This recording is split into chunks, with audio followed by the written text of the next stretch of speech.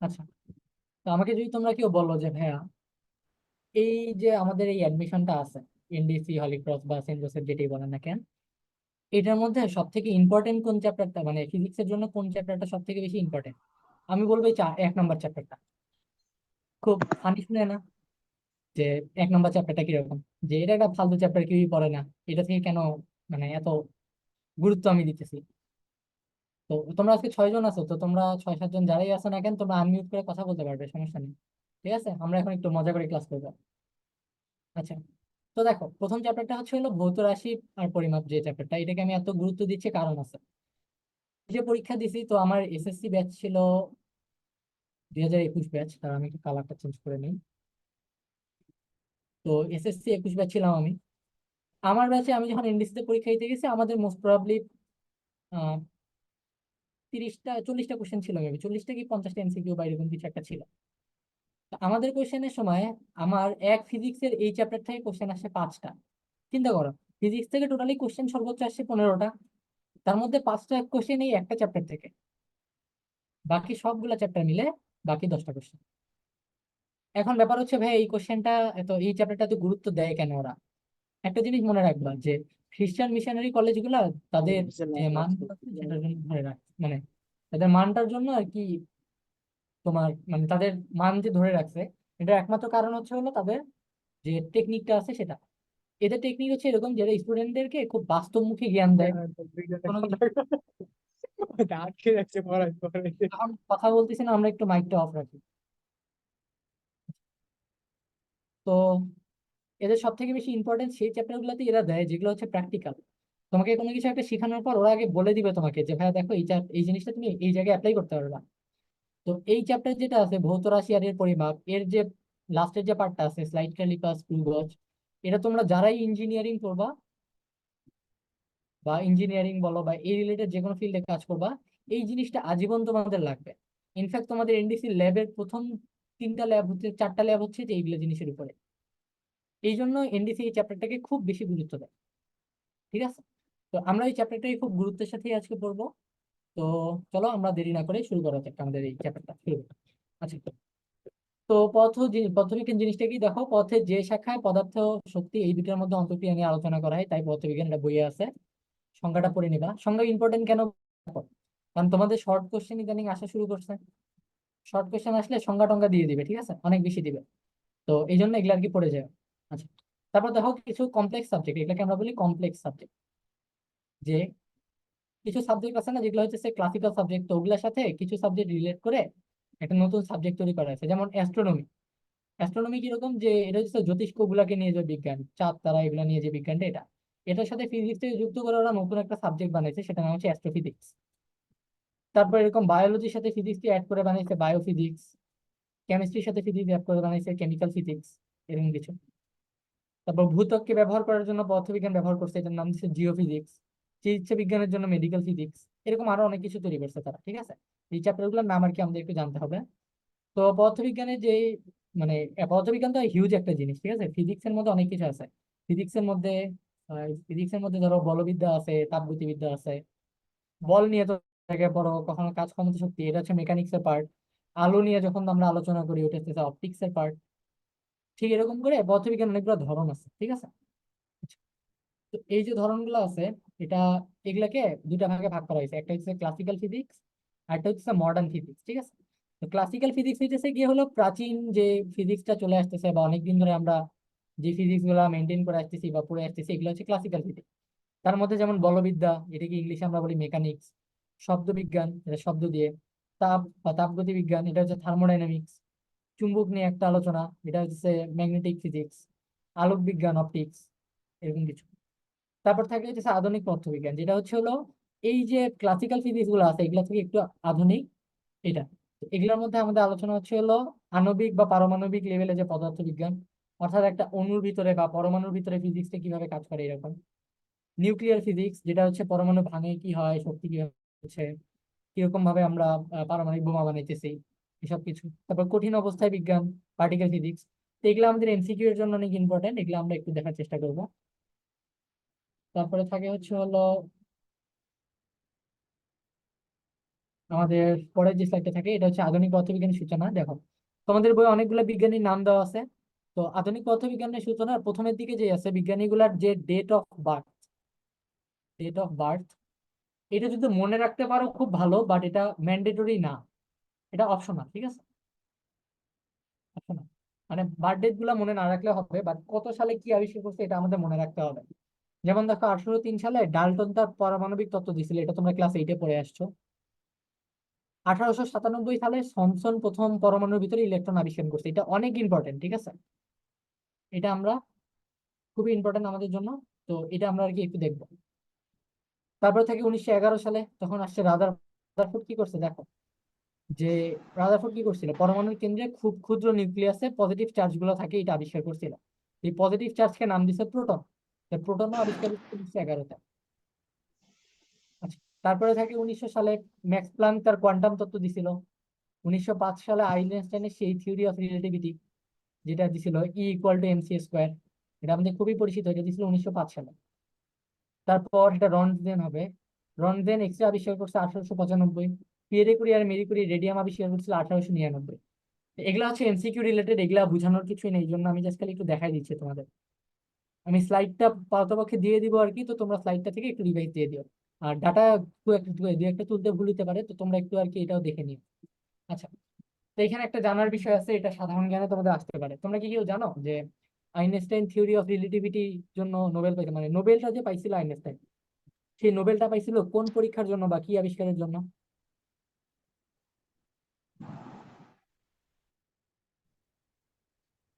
কেউ কি বলতে পারবা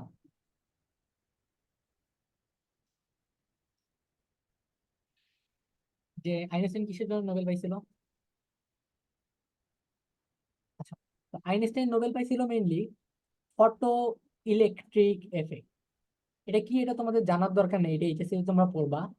বাট থিওরি অফ রিলেটিভিটির মধ্যে এত জটিল একটা জিনিস আবিষ্কারের পরেও তাকে নোবেল দেওয়া হয়, নোবেল পায় নাই। কেন পায় নাই জানো? কারণ তখন তাকে বলা হয়েছিল যে ভাইয়া দেখো, যে তুমি যে জিনিসটা আবিষ্কার করছো, এই জিনিসটা বাস্তবিক জীবনে এটার আমি প্রয়োগ কখনো ঘটাইতে পারবো না। আলোর বেগ বা এরকম কোনো কিছু আমি করতে পারবো না। এই জন্য এই জিনিসটার বাস্তবিক কোনো প্রয়োগ নেই, এই জন্য তোমাকে আমি নোবেল দিব না। তারপরের দিকে আইনস্টাইন যে আবিষ্কার করেছিল ফটো ইলেকট্রিক এফেক্ট, এটা বাস্তবিক অনেক প্রয়োগ আছে, তো এইটার জন্য সে আর কি নোবেল পাইছিল। ঠিক আছে। আচ্ছা, এটা কিন্তু ওই সাধারণ জ্ঞান বা জিকের জন্য ইম্পর্টেন্ট, জিকে এরকম টাইপের কোশ্চেনই আসে খুব একটা। তো এটা আর কি জানাই রাখলাম। তারপর দেখো এখানে ভৌত রাশি আর তার পরিমাপ আছে, দেখো। তো রাশি বলতে কি বুঝে এটা আগে আমাদের জানতে হবে। রাশি জিনিসটা কি? যা পরিমাপ করা যায়, যে কোনো কিছু যেটা আমরা পরিমাপ করতে পারবো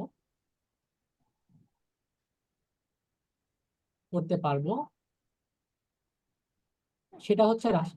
ঠিক আছে, তাহলে রাশি জিনিসটা হচ্ছে যেটাকে আমরা পরিমাপ করতে পারি। আচ্ছা, সাউন্ড তো শোনা যাওয়ার কথা। আচ্ছা, বাকি কি সাউন্ড শুনতে পারতেছো? আমাকে একটু জানাও তো। সাউন্ড তো পাওয়ার কথা, কি একটু আর কি ইনশিওর করো যে সাউন্ড পাচ্ছ কিনা। আচ্ছা, হ্যাঁ, ঠিক আছে। আচ্ছা, ঠিক আছে। আচ্ছা, ঠিক আছে।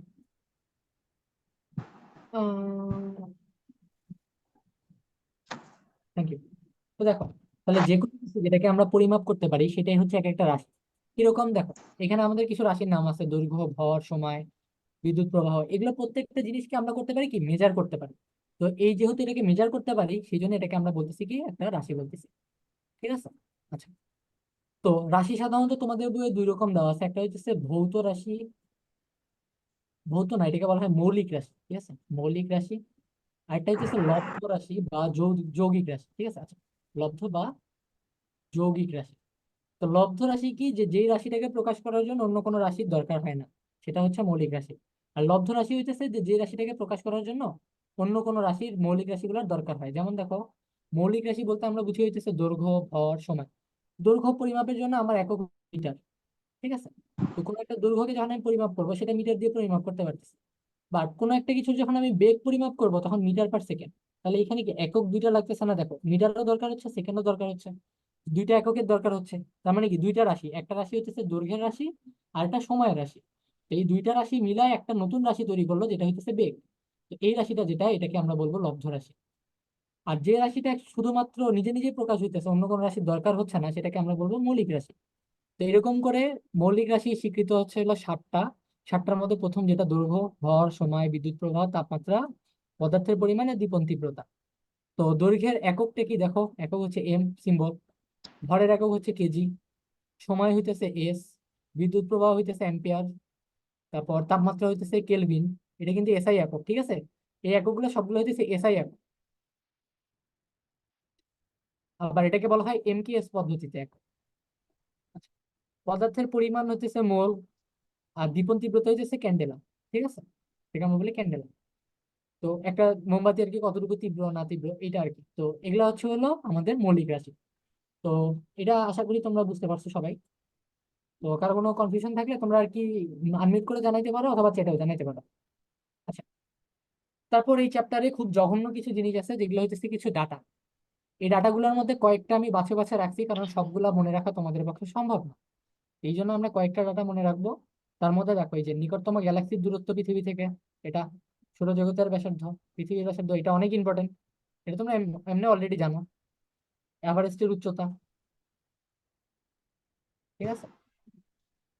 তারপর হাইড্রোজেন পরমাণুর ব্যাসার্ধ, প্রোটনের ব্যাসার্ধ চাইলে পড়তে পারো। সূর্যের ভর, এটা ইম্পর্টেন্ট। পৃথিবীর ভর, আর ইলেকট্রনের ভর।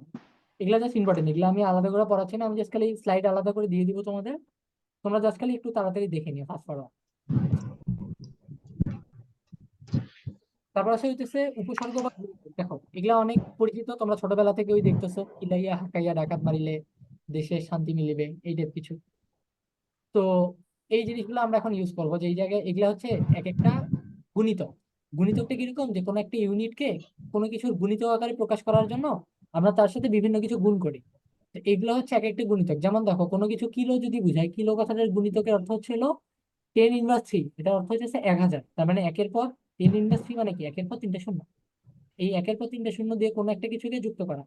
তার মানে 2 কিলোমিটার, বা ধরো 2 কিলোগ্রাম কেজি, বা ধরো 3 কিলোগ্রাম বা 3 কেজি, এরকম কিছু। তার মানে কি, যে এটার মেইন যে এককটা আছে গ্রাম, তার মানে 3 এর সাথে 10⁻³ কিলোর জন্য 10⁻³ এত গ্রাম। কথা বুঝে গেছে?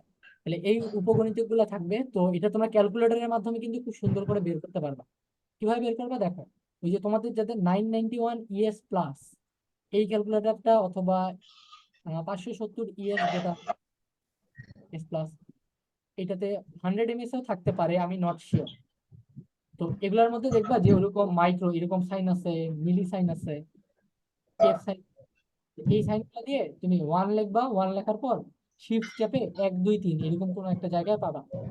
ওগুলা দিলে তুমি আর কি বুঝতে পারবা যে এই গুণিতকের মানগুলা তুমি মনে রাখতে পারবা। এখানকার মধ্যে এটো, ফেমটো, পিকো, এগুলো অনেক ইম্পর্টেন্ট। মাইক্রো, মিলি, মানে এইগুলা পুরোটাই ইম্পর্টেন্ট। তো এগুলা আর কি আমরা একটু মনে রাখার চেষ্টা করবো। আচ্ছা, একটা থেকে আরেকটা কনভার্ট করার জন্য শর্টকাট দেন ভাইয়া। আচ্ছা দেখো, এখানে শর্টকাট ব্যাপারটা নাই তুমি। আচ্ছা, প্রথমে কথা হচ্ছে ক্যালকুলেটর অ্যালাউড কিনা। ক্যালকুলেটর অ্যাডমিশন টেস্টগুলোতে যদি ক্যালকুলেটর অ্যালাউ করে, তাহলে তোমাদের আগে জানাই দিবে যে তোমাদের কয়েকদিন পর এইচএসসি রেজাল্টের পর সার্কুলার দিবে। সার্কুলারের মধ্যে লেখা থাকবে যে ক্যালকুলেটর অ্যালাউড কিনা। যদি অ্যালাউড হয় তাহলে ভালো, যদি অ্যালাউড না হয় তখন ভয়ের কিছু নাই। কারণ কি, কারণ তখন আমাকে দেখতে হবে যে ওরা যে ম্যাথ গুলো দিবে এগুলাতে ক্যালকুলেটর দরকার হবে না। তখন তোমাকে দিবে এরকম 2+2 এর ম্যাথ, ঠিক আছে?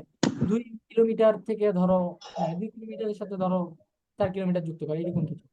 ক্যালকুলেশন গুলো এমন দিবে যে তুমি হাতে কলমে করতে পারবা, ঠিক আছে? ধরো 2 কিলোমিটারকে মিটারে প্রকাশ করলে কিরকম, 2000, তো এগুলো তুমি হাতে কলমে করতে পারবা। আবার ধরো এটাকে 2 সেকেন্ড দিয়ে ভাগ দিলাম, তাহলে কি 1000, এগুলো হাতে কলমে করতে পারবা। এইরকম ক্যালকুলেশন গুলো তোমাকে দিবে। অর্থাৎ ক্যালকুলেটর দিবে কিনা এটা নিয়ে আর কি টেন্স হওয়ার কিছু নাই। আর আরেকটা ব্যাপার থাকে যে একটা থেকে আরেকটা কনভার্ট করার। এটার কনভার্ট করার সব থেকে ইজিয়েস্ট ওয়ে হচ্ছে হলো সবসময় একটা ইউনিটে নিয়ে যাবে। একটা ইউনিটে কিরকম দেখো, তোমাকে আমি কি বললাম যে এত 10 কিলোমিটার, এটা সমান সমান কত মাইক্রো, কত মাইক্রোমিটার, ঠিক আছে? এরকম কিছু। প্রথমে তুমি করবা কি, 10 কিলোমিটারে মিটার বানাবে। 10 কিলোমিটারে মিটার বানাবে। 10 কিলোমিটার কি 10⁻³ মিটারের জন্য তুমি গুণ দিবা। বড় একক থেকে ছোট একক আসতেছে, এটার গুণিতক কি 10⁻³ মিটারে আসে। আহ, আমরা একটু মাইকটা আনমিউট করিও, সরি মিউট করি আর কি। আমাদের কথা শোনা যাচ্ছে। আচ্ছা, ঠিক আছে। তো দেখো, একটা কাজ হচ্ছে হলো আমরা কি 10 কিলোমিটার কি মিটার আনবো। তোমরা একটা মিউট করে রাখো ভাই, মিউট করে রাখি, mute করে দিচ্ছি। দেখো, তো প্রথম কাজ হচ্ছে হলো আমাকে একটা সিঙ্গেল এককে নিয়ে যেতে হবে। তো ধরো 10 কিলোমিটার থেকে যখন আমি মাইক্রোমিটারে নিয়ে যাব, তখন আমি করবো কি 10 কিলোমিটারে আগে মিটার বানাবো। তো কিলোমিটার থেকে মিটারে কি 10 কিলোর জন্য গুণিতক কত, 10⁻³ এত। তাহলে একের সাথে 10⁻³ বা 10-এর সাথে 10⁻³ গুণ হইলো। আবার মাইক্রোর জন্য কত, 10⁻⁻6 না, গুণিতক 10⁻⁻6। এখন টোটাল কি হচ্ছে, 10 × 10⁻⁻3। এটার সমান যা থাকবে এটাই হইতেছে আমাদের গুণিতকের হিসাব। এটা যত সম্ভব থাকবে 10⁻⁻3। বুঝা গেছে? তার মানে একটা এককে আমরা নিয়ে যাব, যত যেতেই কনভার্ট করা বলুক আমরা একটা এককে আনবো, সেটা দিয়ে হিসাব করবো। সাধারণত এরকম কোশ্চেন চায় না, বাট করলে একটা এককে আনে করবা, এটা হইতেছে আমার অ্যাডভাইস। আচ্ছা, তো তারপরে আমরা মেইন পার্টে চলে আসছি, যেটা এখন আমাদের একটু বুঝে পড়তে হবে। দেখো ভাইয়া, তো প্রথমে যে টপিকটা থাকে সেটা হচ্ছে ভার্নিয়ার স্কেল। তো ভার্নিয়ার স্কেল জিনিসটা কি দেখো, একটা স্কেলের মধ্যে দেখো, এটা হচ্ছে আমাদের একটা মূল স্কেল, একটা মিটার স্কেল ধরো। তো দাঁড়াও আমি একটু লেজার নেওয়ার ট্রাই করি। আহ আহ, আচ্ছা, লেজার লাগবে না, annotation করতে হবে। লেজার পয়েন্ট, আচ্ছা দেখো, এই যে এই জিনিসটা হচ্ছে একটা মিটার স্কেল, ঠিক আছে। তো মিটার স্কেলের কি, এই যে দেখো, এইখান থেকে শুরু করে 10টা দাগ আছে। 10টা দাগে কি, 10টা দাগ মানে হইতেছে এক একটা দাগ 1 মিলিমিটার। তাহলে 10টা দাগে 10 মিলিমিটার, 10 mm, ঠিক আছে। তাহলে 10 মিলিমিটার করে এক একটা, তাহলে 10 মিলিমিটার সমান সমান কি, 1 সেন্টিমিটার। আচ্ছা, তো এই একটা সেন্টিমিটারের মধ্যে 10টা ভাগ আছে, তার মানে কি, ধরো কোনো একটা বস্তুকে আমি, ধরো এরকম একটা বস্তুকে আমি মাপতেছি, এই বস্তুটার দৈর্ঘ্য কতটুকু হবে দেখো, 1 2 3, ধরো 1 2 3 3 নম্বর, ধরো আমি এটাকে তখন কলমে সুইচ করি। ধরো একটা জিনিস এই পর্যন্ত আসছে, এটা হচ্ছে ধরো একটা বস্তু। তো 1 2, দেখো 2 নাম্বার দাগের পর, 2 নাম্বার দাগ মানে কি, এটা দৈর্ঘ্য হচ্ছে 2 মিলিমিটার, বাট এটা 3 মিলিমিটারের মধ্যেও পড়ে না, 2 আর 3-এর মাঝামাঝি কোনো একটা জায়গায় আছে। এখন আমি কি বলতে পারতেছি যে এটা আসলে কতটুকু, আমি জানি যে এটা 2 মিলিমিটার অথবা 3 মিলিমিটার, এর মাঝামাঝি কোনো একটা জায়গার মধ্যে আছে। তো এখন এক্স্যাক্টলি মানটা কত এটা আমি বের করতে পারবো না। তো এইটা হইতেছে মিটার স্কেল বা আমাদের নর্মাল যে স্কেল, এটার সমস্যা যে এটা খুব একটা নিখুঁত মান আমাদের দিতে পারবে না। তো এই জিনিসটা সমাধান করার জন্য আমাদের যে জিনিসটা তৈরি হলো সেটা হচ্ছে ভার্নিয়ার স্কেল। ভার্নিয়ার স্কেল আমাকে মাপে দিবে যে ভাই, এই মিলিমিটার দাগটা যে আছে, এই 2 মিলিমিটার আর 3 মিলিমিটারের মাঝখানে কতটুকু, এটা কি 2.1 মিলিমিটার, না এটা 2.4 মিলিমিটার, এইটা আমাকে বের করে দিবে হচ্ছে হলো ভার্নিয়ার স্কেল, ঠিক আছে। আচ্ছা, এখন কথা থাকে হচ্ছে ভাই এত নিখুঁত মানের কি করবে। এত নিখুঁত মান দরকার হচ্ছে হলো, তুমি যখন ইঞ্জিনিয়ারিং করবা তখন দেখা যাবে কোন একটা রকেট বানাচ্ছ, পয়েন্ট সামথিং এর জন্য অনেক দূরে ধরো কোনো একটা কিছু আছে, ওইটার জন্য অনেক বড় একটা জায়গা দেখা গেছে, যে জায়গায় ল্যান্ড করার কথা ওটা ওভাবে ল্যান্ড করলো না, বা এরকম আরো অনেক কিছু থাকবে। এই জন্য ইঞ্জিনিয়ারিং ফিল্ড বা এরকম ফিল্ড গুলোতে এরকম নিখুঁত মানের অনেক বেশি দরকার হয়। এটার জন্য আমরা ভার্নিয়ার স্কেল ব্যবহার করি।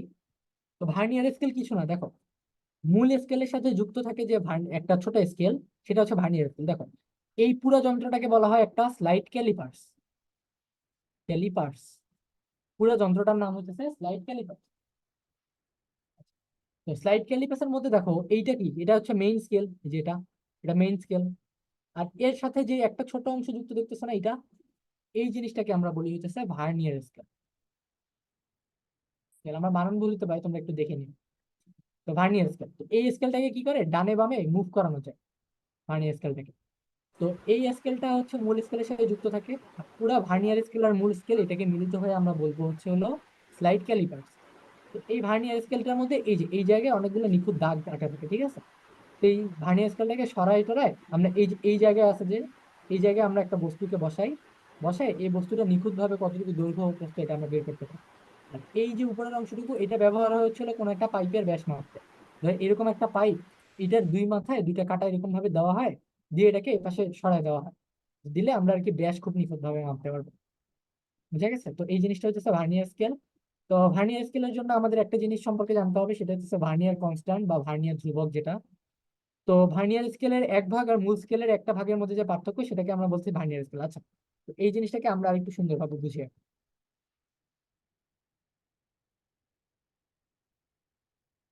আচ্ছা, এটা কালো পেন। দেখো, এই যে উপরে যেটা, এটা হচ্ছে দুই নিয়মে এটা একটা ভার্নিয়ার স্কেল। এই যে ভার্নিয়ার স্কেল, এটা মূল স্কেল। দেখো, মূল স্কেলের মধ্যে আমাদের সাধারণত একটা সেন্টিমিটারের ঘর ভাগ থাকে কয়টা? 10টা ঘর, তাই না? কি মনে হয় 10টা ঘর ভাগ থাকে না? মানে ভাগ থাকে কয়টা? 10টা দাগ। বাট ভার্নিয়ার স্কেলের ক্ষেত্রে তুমি দাগ দেখো, একটা, দুইটা, তিনটা, চারটা, পাঁচটা, ছয়টা, সাতটা, আটটা, নয়টা, 10টা। সরি, হ্যাঁ, ভার্নিয়ার স্কেলেও 10টা দাগ থাকে। মূল স্কেলেরও 10টা দাগ, ভার্নিয়ার স্কেলেরও 10টা দাগ। বাট মূল স্কেলের 10টা দাগের দৈর্ঘ্য কতটুকু দেখো, 1 সেন্টিমিটারে না? 1 সেন্টিমিটারের মধ্যে কি 10টা দাগ থাকে না? 10টা দাগ কত সেন্টিমিটারের মধ্যে থাকতেছে? 1 সেন্টিমিটারের মধ্যে, বা 10 মিলিমিটারের মধ্যে। এটা আশা করি তোমরা বুঝতে পারছো। কিন্তু ভার্নিয়ার স্কেলের যে 10টা দাগ থাকে, এইটার দূরত্বটা কতটুকু দেখো। এইটা প্রতিটা দাগ মূল স্কেলের, এগুলো হচ্ছে 1 মিলিমিটার। তাহলে ভার্নিয়ার স্কেলের যে দাগগুলো থাকতেছে, এইটা কতটুকু হচ্ছে? 1 millimetre, 2 millimetre, 3 millimetre, 4 millimetre, 5 millimetre, 6 millimetre, 7 millimetre, 8 millimetre, 9 millimetre. তার মানে 0.9 সেন্টিমিটার অথবা 9 মিলিমিটার। মেইন স্কেলেও 10টা দাগ, ভার্নিয়ার স্কেলেও 10টা দাগ, বা ভার্নিয়ার স্কেলের যে দাগগুলা, এই যে এই দূরত্বটা একটু ছোট, এইটা মেইন স্কেলে যতটুকু তার থেকে একটু ছোট দেখাই যাচ্ছে। তো তার মানে কি, যে ভার্নিয়ার স্কেলের 10টা দাগ মূল স্কেলের 9টা দাগের সমান হচ্ছে। ঠিক আছে? তো তার মানে এই যে মেইন স্কেলের যে এক একটা দাগ, তার মানে কি 10টা দাগের জন্য তার 10টা দাগের দৈর্ঘ্য কতটুকু? 10 মিলিমিটার। তাহলে একটা দাগের জন্য কতগুলো হবে? 1 মিলিমিটার হবে না ঐকিক নিয়মে? বাট ভার্নিয়ার স্কেলের জন্য 10টা দাগের জন্য আমাদের কয় মিলিমিটার? 9 মিলিমিটার না? বুঝা গেছে? 9 মিলিমিটার দূরত্ব হচ্ছে মেইন স্কেলে। তাহলে একটা দাগের জন্য আমাদের কতটুকু হবে? 9/10 মিলিমিটার। বুঝা গেছে? এটা সমান 0.9 মিলিমিটার। এটা কি আমরা বুঝতে পারছি? একটু জানাও তো এই জায়গাটা বুঝা, এটা কিন্তু অনেক ইম্পর্টেন্ট, এখান থেকে বেসটা তৈরি হবে। এটা কিন্তু তোমাদের কলেজ লাইফে লাগবে, অতএব একটু ভালো করে বুঝে যাও। বুঝতে পারতেছো তাহলে এটা? এটা আমাকে চ্যাটে জানাও তোমরা, বুঝতে পারতেছো কিনা।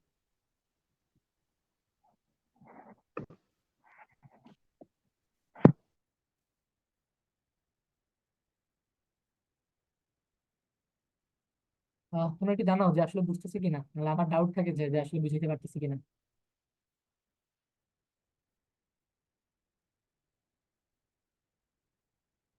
আহ আচ্ছা, আমি আশা করতেছি তোমরা বুঝতে পারছো।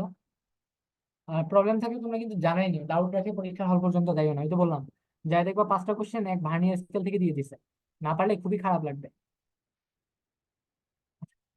তো 9 মিলিমিটার। এখন দেখো, ভার্নিয়ার ধ্রুবকের যে ব্যাপারটা, ভার্নিয়ার কনস্ট্যান্ট হচ্ছে হলো মেইন স্কেলের যে একটা দাগ, অর্থাৎ মেইন স্কেলের একটা দাগ মানে হচ্ছে এই যে একটু, এইটার থেকে ভার্নিয়ার স্কেলের যে একটা দাগ যেটা যতটুকু ছোট, বা এই দুইটা স্কেলের যে একটা দাগের পার্থক্য, এটাকে আমরা বলি ভার্নিয়ার ধ্রুবক।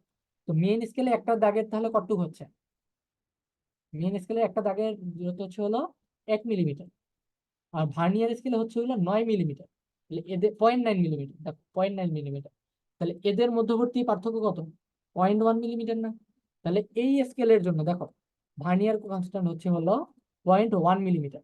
তোমাদের একটা জিনিস মনে রাখতে হবে, ভার্নিয়ার স্কেলটা অল টাইম, ভার্নিয়ার যে ধ্রুবকটা থাকবে সেটা স্কেলের উপর নির্ভর করবে। এক একটা স্কেলে এক এক রকম ভার্নিয়ার ধ্রুবক।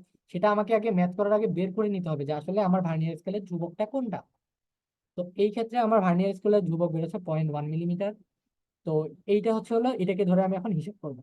তো পরীক্ষা হলে তোমাদের বলা থাকবে, ধরো যে মূল স্কেলের 20টা দাগ, ধরো আহ ধরো তোমার এই যে ভার্নিয়ার স্কেলে 20টা দাগ, মেইন স্কেলে 19টা দাগের সমান। তখন তুমি কি করবা? তাহলে একটা দাগের হচ্ছে কতটুকু? চিন্তা করো। এটা তোমাদের কি হোমওয়ার্ক দিলাম আমি, যে মেইন, তোমার ভার্নিয়ার স্কেলে 20টা দাগ যদি মেইন স্কেলে 19টা দাগের সমান হয়, তাহলে ভার্নিয়ার কনস্ট্যান্ট কত? এটা তোমরা একটু হোমওয়ার্ক করিও। আচ্ছা, এরকম বিভিন্ন কোশ্চেন আমরা দেখবো, ফেস করবো। তো সাধারণত আমরা 0.1 মিলিমিটারই দেখবো, যে এটা দিয়ে আমাদের ম্যাথ করা হবে। তো ভার্নিয়ার কনস্ট্যান্ট বা ভার্নিয়ার ধ্রুবককে ভিসি দিয়ে প্রকাশ করি। এই স্কেলের জন্য আমরা কত পাচ্ছি? 0.1 মিলিমিটার। ঠিক আছে। তারপরে যে জিনিসটা থাকে আমাদের, আগে আমি পুরো জিনিসটাকে ক্লিয়ার করে নিই। তারপর থাকে হচ্ছে, আচ্ছা এখানে দেখো, এখানে থাকে আরেকটা কথা, সেটা হচ্ছে ভার্নিয়ার সমপাতন। ভার্নিয়ার সমপাতন বলে একটা কথা আছে, আমি একটু জায়গাটা ক্লিয়ার করি। পাতন মানে হচ্ছে পতিত হওয়া, বা কোনো কিছুর উপরে কোনো একটা কিছু পড়ে যাওয়া। তো ভার্নিয়ার সমাপতন হলো যে মেইন স্কেলের যেই দাগের সাথে ভার্নিয়ার স্কেলের যেই দাগ মিলে যাবে অথবা খুব কাছাকাছি থাকবে, সেটাকে আমরা বলবো হচ্ছে ভার্নিয়ার সমপাতন। সেটাকে আমরা বলতেছি ভার্নিয়ার ভার্নিয়ার সমপাতন। সেটাকে ধরো আমরা ভি দিয়ে প্রকাশ করলাম, ঠিক আছে। তো বা ধরো ভার্নিয়ার সমপাতনই ধরি, সমপাতনই বলবো বাংলায় লিখি। তো ভার্নিয়ার সমপাতন, আচ্ছা ভি দিয়ে প্রকাশ করি। তো দেখো, এই যে স্কেলটা এখানে আছে, এই স্কেলটার ক্ষেত্রে আমরা কি পাই দেখো। এই স্কেলটার ক্ষেত্রে মেইন স্কেল হচ্ছে এটা, আর ভার্নিয়ার স্কেল হচ্ছে এটা। আর মেইন স্কেলের সাথে ভার্নিয়ার স্কেলের কোনো রেখা কি একেবারে মিলে গেছে দেখো, খুব কাছাকাছি কোনো কিছু একটা মিলছে। এটা খুব কাছাকাছি গেছে আমি বলতে পারি, এটা একটু দূরে আছে, এটা একটু দূরে। কোনোটাই কিন্তু খুব একেবারে কাছাকাছি মিলে যায় না, ঠিক আছে। আমি তোমার-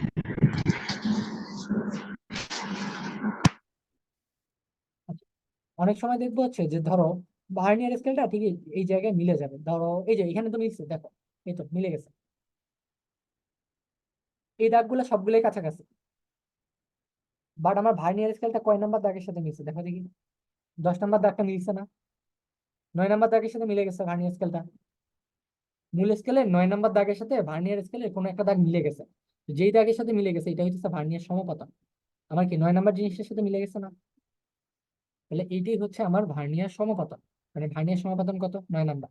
যদি এটা না মিলতো তাহলে খুব কাছাকাছি যেটার সাথে থাকতো, ধর এটা খুব কাছাকাছি, তখন আমি ধরতাম কি এটা 1 নাম্বার দাগ, এই 1 নাম্বারটা কাউন্ট করতাম। তাহলে ভার্নিয়ার সমপতন কোনটা? যে কোনো মূল স্কেলের কোনো দাগের সাথে যদি ভার্নিয়ার স্কেলের কোনো একটা দাগ মিলে যায়, তাহলে মূল স্কেলের যেই দাগের সাথে মিলবে ওই দাগের নাম্বারটা হলো ভার্নিয়ার সমপতন। তো ভার্নিয়ার স্কেলে যখন আমি ম্যাথ করতে যাব, এখানকার সূত্রটা হচ্ছে এরকম যে টোটাল যে ক্যালকুলেশনটা, এটা যদি হয় এম ড্যাশ, ধরো কোনো কিছু একটা মাপবো, সেটার প্রকৃত যে দৈর্ঘ্যটা হবে সেটা হবে মেইন স্কেলের যে পার্ট, অর্থাৎ মেইন স্কেলে যে আমি দাগটুকু মাপছি, ধরো এই যে এইখানে রাখার পর মেইন স্কেলে যে দাগটা আছে, ধরো মেইন স্কেলে ধরো 2 মিলিমিটার পড়ছে, ঠিক আছে, 2 মিলিমিটার পড়ছে, এটা হচ্ছে মেইন স্কেলের পার্ট। আর তার সাথে ধরো আমি তখন ভার্নিয়ার কনস্ট্যান্ট বের করব। তো ধরো এই ক্ষেত্রে ভার্নিয়ার কনস্ট্যান্ট থাকবে, আর তার সাথে ভার্নিয়ার সমাপতনটা আমি গুণ দিব। গুণ দেওয়ার পর যে মানটা পাবো, এটাকে যদি আমি মূল স্কেল পার্টের সাথে যোগ দিই, তাহলে সেটা হবে হলো আমার প্রকৃত যে মানটা। আর ভার্নিয়ার কনস্ট্যান্টের সাথে ভার্নিয়ার সমাপতন এই জিনিসটাকে বলা হয় হলো ভার্নিয়ার স্কেলের পার্ট। স্কেলের পার্ট, তোমাকে যদি বলা হয় ভার্নিয়ার স্কেলের পার্ট দেওয়া আছে, মূল স্কেলের পার্ট দেওয়া আছে, প্রকৃত পার্ট কত, দুইটা যোগ করে দিব। কারণ ভার্নিয়ার কনস্ট্যান্ট আর ভার্নিয়ার সমাপতন দুইটার যোগফলই হইতেছে ভার্নিয়ার স্কেলের পার্ট। বাট যদি ভার্নিয়ার সমাপতন আর ভার্নিয়ার ধ্রুবক দেওয়া থাকে, তাহলে সেই দুটোকে আমি গুণ করব, গুণ করে প্রকৃত যে মেইন স্কেলের পার্ট আছে সেটা যুক্ত করব, তাহলে আমি যেটা পাবো এটা হইতেছে আমার প্রকৃতপক্ষে সে বস্তুর দৈর্ঘ্য। আচ্ছা, তো ধরো আমি তোমাকে বললাম এরকম করে যে ধরো আমি এই জায়গায় একটা ম্যাথ করাই দিই।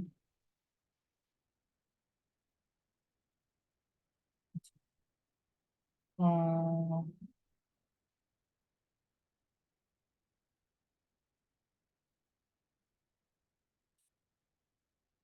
আমি এখন একটা ম্যাথ দিই তোমাদের, তাহলে ম্যাথ করে দিলে ক্লিয়ার হবে।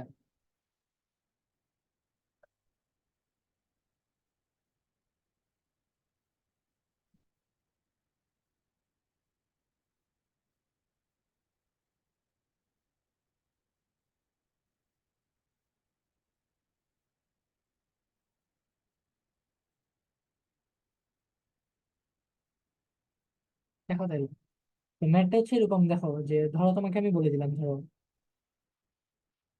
প্রধান স্কেলের পার্ট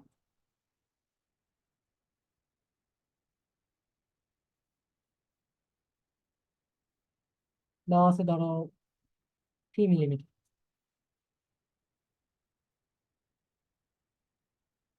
ভার্নিয়ার স্কেলের 10 ঘর মূল স্কেলের 9 ঘরের সমান।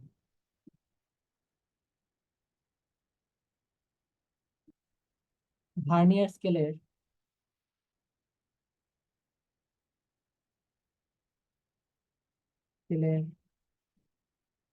3 নম্বর দাগ, 3 নম্বর দাগ মূল স্কেলের সাথে মিলে যায়, সাথে মিলে যায়। বস্তুটার দৈর্ঘ্য কত? কত? তো এটা করবো কিভাবে, দেখো আমাকে প্রধান স্কেলের পার্ট দেওয়া আছে, ঠিক আছে, এটা হচ্ছে এম। এম এর মান কত? 3 মিলিমিটার। ভার্নিয়ার স্কেলে 10 ঘর 9 ঘরের সমান, তার মানে কি ভার্নিয়ার ধ্রুবক হচ্ছে 10 - 9 / 10 সমান সমান হচ্ছে 1/10 সমান সমান 0.1 মিলিমিটার। ঠিক আছে, আচ্ছা। এটা তো যদি খুব একটা বুঝতে সমস্যা, এটা খালি মুখস্থ করে নে। আমি তোদের এই যে খালি এটা ধারা মুখস্থ করছিলাম, এটা গুছিয়ে আসি ইন্টারমিডিয়েট লাইফে। তারপরে ভার্নিয়ার সমাপতন দেখো 3 নম্বর দাগের সাথে মিলে যায়, তাহলে 3। এখন আমাকে যদি মূল স্কেলের পার্ট বের করতে হয়, এম ড্যাশ ইকুয়াল টু কি হচ্ছে, M plus V C into V. তাহলে এখানে কত হবে, 3 + 0.1 × 3, তাহলে 3.3 মিলিমিটার হচ্ছে হলো বস্তুটার প্রকৃত দৈর্ঘ্য। তো আশা করি এই ম্যাথটা বোঝা গেছে। তো এইরকম ম্যাথই দিবে, খুব ইজি ম্যাথ আসবে। জাস্ট খালি তোমরা একটু মানে মাথায় রাখবা যে কি কি দিচ্ছে, মানগুলো আমরা পাচ্ছি কিনা। আচ্ছা, তো এটা গেল হচ্ছে ভার্নিয়ার স্কেলের কাহিনী। এরপর আমাদের থাকবে হচ্ছে স্ক্রু গজের কাহিনী, ঠিক আছে। স্ক্রু গজ জিনিসটা কি দেখো, আমরা ভার্নিয়ার স্কেল জিনিসটা মাপতাম নিখুঁতভাবে কোনো কিছুর দৈর্ঘ্য বা কোনো কিছুর ব্যাস মাপতাম। বাট স্ক্রু গজ যেটা আছে, এটা দিয়ে আমাদের হয় কি যে কোনো একটা তারের বা কোনো কিছুর পুরুত্ব মাপতে পারি। ধরো একটা পাইপ দেওয়া আছে, ঠিক আছে, ধরো এটা একটা পাইপ। আমার আর্ট খুবই বাজে। তো ধরো এটা একটা পাইপ, পাইপের এই যে এটা কি, এটা একটা পুরুত্ব না? এই পুরুত্বটা তো খুব নিখুঁত জিনিস, এটা কি স্কেল দিয়ে আমরা মাপতে পারি? পারি না। তো এই যে এটা মাপার জন্য আমাদের এরকম স্ক্রু গজের মধ্যে একটা যন্ত্র ব্যবহার করা হয়। এটা হচ্ছে স্যার স্লাইড ক্যালিপাসের একটু অ্যাডভান্স ভার্সন আর কি। তো এটাকে করা হয় কি যে এই জায়গাটাতে এই পাইপটাকে ধরো ঢুকায় দেওয়া হয়। ধরো এই যে এটা হচ্ছে পাইপটা, পাইপটাকে এইভাবে রাখা হয়, বুঝলে কি, এই যে এইভাবে পুরুত্বটা মাপা হয়। এই পুরুত্বটা খুব নিখুঁত ভাবে মাপা যায়, ঠিক আছে।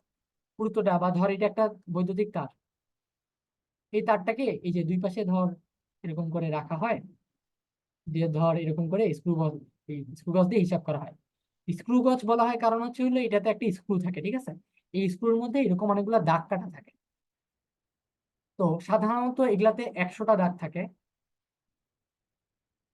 100টা দাগ থাকে। তো এটা আর কি স্লাইড ক্যালিপাসের নিখুঁত একটা ভার্সন। তো এই স্ক্রুটাকে ঘুরায় ঘুরায় এই জিনিসটাকে আগাপিছা করা যায়। এই যে এই বারটা আছে, এটা আগাপিছা হয়। তো এইটাকে দিয়ে আমরা খুব সহজেই আর কি নির্ধারণ করতে পারবো যে এটা কি।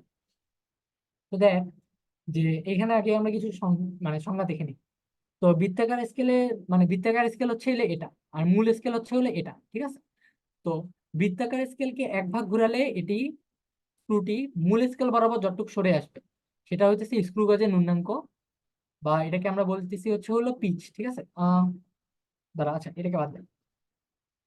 স্ক্রু গজ মানে যে স্ক্রুটা, বা এটাকে আমরা বলি টুপি, তো টুপিটাকে যতটা আমরা ঘুরানোর পর মূল স্কেল বরাবর যতটুকু সরে আসবে, এই জিনিসটাকে আমরা বলি হচ্ছে হলো স্ক্রু গজের পিচ। ঠিক আছে? আর বৃত্তাকার স্কেলকে একবার ঘুরলে, আচ্ছা, একটু ভুল হয়েছে, আমি আমার ভুল। তো বৃত্তাকার স্কেলকে একবার ঘোরালে এটা ধর বাম দিকে যতটুকু সরে আসবে সেটা হচ্ছে হলো পিচ। তো আমাদের এখানে যে আলোচনা থাকবে পিচ যে জিনিসটা। তো মূল স্কেলকে ধর আমি কোনো একটা মূল স্কেল আছে এটা, আর এইটা ধর হচ্ছে হলো বৃত্তাকার একটা স্কেল, এটা একটা বৃত্তাকার স্কেল। এটাকে ঘুরানোর ফলে দেখা গেল এটা মূল স্কেল বরাবর ধর 0.1 মিলিমিটার সরে আসছে, তখন এই 0.1 মিলিমিটারকে আমি বলবো হচ্ছে হলো পিচ, ঠিক আছে। তো স্ক্রু গজের সূত্রটাও খুব সিম্পল, ওই আগেরটার মতোই। এটাও ধর এরকম যে আমি আমার মতো করে লিখতেছি, বইয়ের সূত্রটা একটু অন্যরকম হতে পারে। LC into L. এল হচ্ছে হলো বৃত্তাকার স্কেলের সাথে মূল স্কেলটা যেই রেখাটাতে মিলবে, এটাকে আমরা বলি স্ক্রু গজের সমাপতন। তোমাদের বই এটা খুব একটা নাই, বাট আমি জাস্ট খালি দেখাই দিচ্ছি সমাপতন। আর এলসি জিনিসটা হচ্ছে হলো স্ক্রু গজের ধ্রুবক। ধ্রুবক, এটা কিন্তু পিচ না। পিচ আলাদা জিনিস, ধ্রুবক আলাদা জিনিস।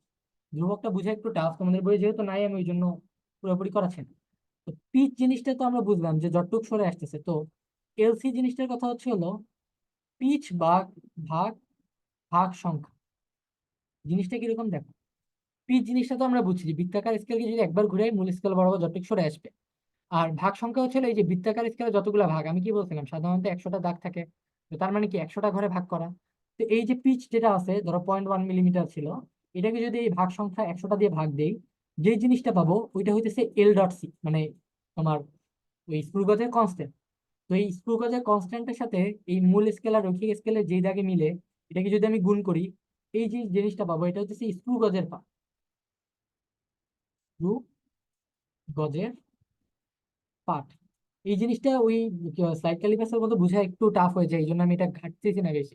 তোমাদের ম্যাথ নিয়ে কাজ, তো তোমরা ম্যাথটা আর কি ফোকাস করো। তাহলে পিচ থাকলে কি আমাকে ওখান থেকে ধ্রুবকটা বের করতে হবে, আর এই যে এই সূত্রটা থেকে আমার ধরো ভাগ সংখ্যাও বের করতে পারবো, পিচও বের করতে পারবো, যে কোনো কিছু বের করতে হবে, দুইটার মান দেওয়া থাকলে একটা বের করতে পারবো। আচ্ছা, তো এরকম করে আর কি আমরা স্ক্রু গজের ধ্রুবকটা বের করে সমাপতনের সাথে গুণ দিয়ে সেখান থেকে আমরা মূল স্কেলের পার্টটা যদি যোগ করে দেই, তাহলে যে জিনিসটা পাবো এটা হচ্ছে পুরুত্ব।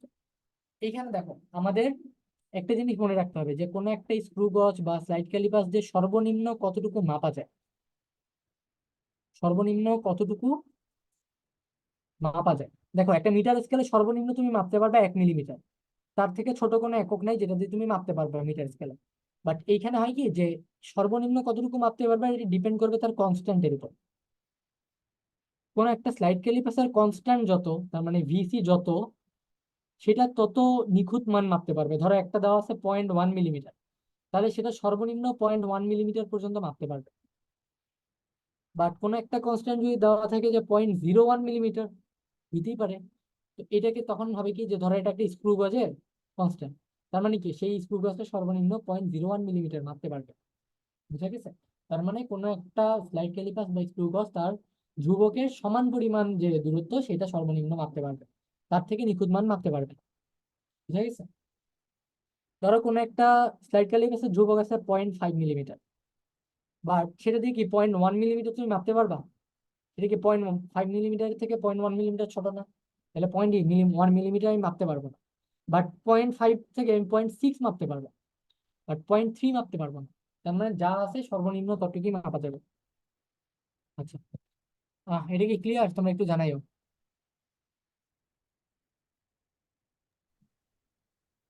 যে এটা ক্লিয়ার ভাই, একটা ছিল হ্যাঁ বলো। আহ এগুলো মাপার ক্ষেত্রে কয়বার ঘোরাতে হয় এটা বুঝতে একটু প্রবলেম হয়। তোমার কথা ক্লিয়ার আসতেছে না, একটু ক্লিয়ার ভাবে বলিও।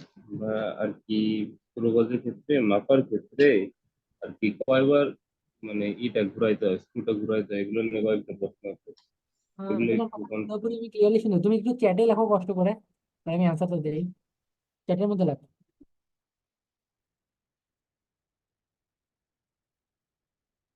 মিটিং চ্যাটে লেখো, আমি তাহলে পড়তেছি। আচ্ছা, ভার্নিয়ার ধ্রুবক বা স্ক্রু গজ এগুলো নিয়ে কারো কোনো প্রবলেম আছে?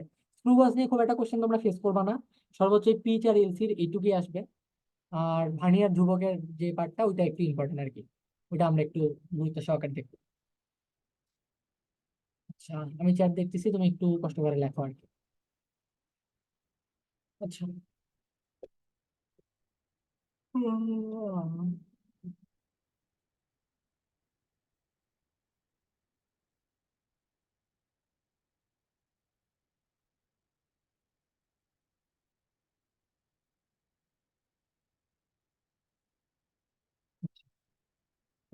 স্ক্রু গজের মাপার ক্ষেত্রে কতবার স্ক্রুটা ঘোরাতে হবে এটা যদি বলতেন। আচ্ছা দেখো, স্ক্রু গজের ব্যাপারটা খুবই মজার। স্ক্রু গজ হচ্ছে বললাম না স্লাইড ক্যালিপাস একটা অ্যাডভান্স ভার্সন।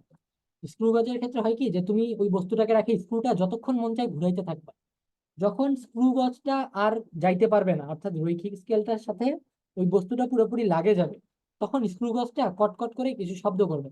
তখন স্ক্রুটা তুমি যতই ঘুরাও স্কেলটা সামনে আগাবে না, ওই শব্দটা করতে থাকবে, তখন তুমি বুঝবা যে স্ক্রুটা ঘুরানো হয়ে গেছে। তো এটা ডিপেন্ড করবে বস্তুটার উপর যে কতবার ঘুরাইতে হবে। ঠিক আছে? এটা ওই স্ক্রু গজের শব্দটা শুনে আমরা বুঝতে পারবো। তো আশা করি এটা তুমি বুঝতে পারছো। তো এরপরে আমাদের ত্রুটি নিয়ে আলোচনা আছে। ত্রুটি নিয়ে আমাদের পুরাতন সিলেবাসে অনেক প্রবলেম ছিল ভাই, বাট তোদের এখানে ত্রুটি নিয়ে খুবই কম প্রবলেম দেওয়া। তো এটাই হচ্ছে সব থেকে বড় সমস্যা, যে সিলেবাস শর্ট করে ফেলছে তো। তো এই জায়গায় আর কি আমাদের একটু প্রবলেম হয়। তো দেখ আমরা তোদের বইয়ে আর কি দুইটা কোশ্চেন আছে। আমার প্রথম রেকমেন্ডেশন থাকবে হচ্ছে হলো ভাই এই দুইটা ম্যাথ মুখস্থ করে দেয়। আমি আমার এনডিসি অ্যাডমিশনে এই সেম ম্যাথ দেখতে পারছি, সেম 10% আপেক্ষিক ত্রুটি, পুরো সেম। যা বলবে ক্ষেত্রফলে আপেক্ষিক ত্রুটি কত, এমসিকিউর মধ্যে ধুমধাম বসাই দিবি 21%। ক্ষেত্রফলের ক্ষেত্রে 21% আপেক্ষিক ত্রুটি থাকবে, ঠিক আছে। আচ্ছা, আর আয়তনের ক্ষেত্রে ত্রুটি থাকবে হইতেছে 30% যত সম্ভব। এই জিনিসগুলো মুখস্থ কর, ঠিক আছে। আচ্ছা, এই ম্যাথগুলো সাধারণত আসার চান্স খুবই কম, বাট আমরা তাও একটু দেখার চেষ্টা করি।